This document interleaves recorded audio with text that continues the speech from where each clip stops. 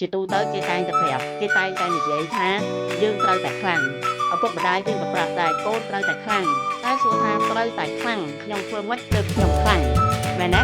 ភាពខ្លាំងរបស់មនុស្សដែលគេនិយាយថាយើងត្រូវតែខ្លាំងយើងត្រូវតែខ្លាំងយើងត្រូវតែខ្លាំងខ្លាំងនឹងនៅចំណុចណា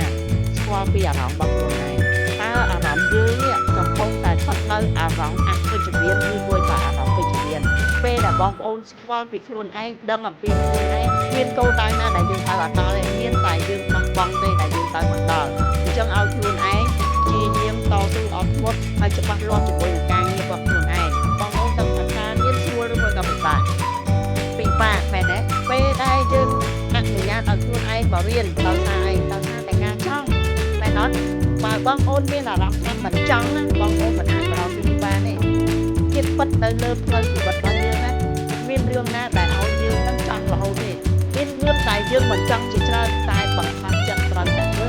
បើមិនធ្វើវាមិនមានបញ្ហាលំបាកជាងហ្នឹងយើងត្រូវដឹងថាស្ត្រីគឺជាស្ត្រីដែលអស្ចារ្យស្ត្រីគឺបង្កើតពិភពលោកមានស្ត្រីទៅមានយើងគ្រប់គ្នាបើគ្មានស្ត្រីគឺគ្មានពិភពលោកមួយនេះទេអញ្ចឹងមោទនភាពដែលយើងខ្លាចទៅជាស្ត្រីអញ្ចឹងពាក់ព័ន្ធជាមួយនឹងស្ត្រីសួរថាការងាររបស់ស្ត្រីណាមែនទេ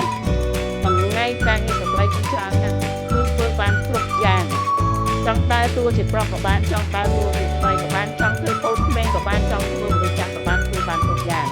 តែគឺធ្វើបានគ្រប់យ៉ាងនឹងគឺជាមោទនភាពតែយើងបានកើតមកជាស្ត្រី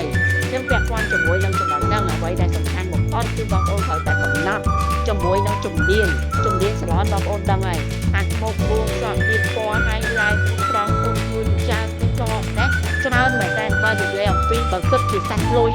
ច្រើនណាស់បើសិនជាបងប្អូនពិតជាមានសមត្ថភាពក្នុងការជួយអតិថិជនយើងគឺជាអ្នកជួយឲ្យមនុស្សស្អាតជួយឲ្យមនុស្សរីករាយជួយឲ្យមនុស្សមានវិស័យបច្ចុប្បន្ននេះពិតជាអរគុណជាមួយនឹងអាជីពមួយនេះបើខ្ញុំគ្មានអាជីពមួយនេះខ្ញុំក៏មិនអាចមានអ្វីគ្រប់យ៉ាងដល់ថ្ងៃនេះអញ្ចឹងវាជាមោទនភាពមិនត្រឹមតែជួយជាមួយនឹងទំនុកបំរុងគ្រួសារទេវាបានជួយមើលថែជាមួយនឹងជីវភាពប្រចាំថ្ងៃក៏ដូចជាមនុស្សជុំវិញខ្លួនរបស់យើងរួមចំណែកជាមួយនឹងកំណើនជាមួយនឹងសេដ្ឋកិច្ចប្រទេសកម្ពុជារបស់យើងទៀតក្នុងនាមខ្ញុំជានាយិកាស្លាមនិថៃអង្គនេះណាអ្វីដែលខ្ញុំចង់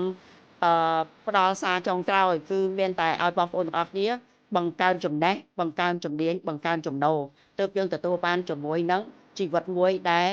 រឹងមាំ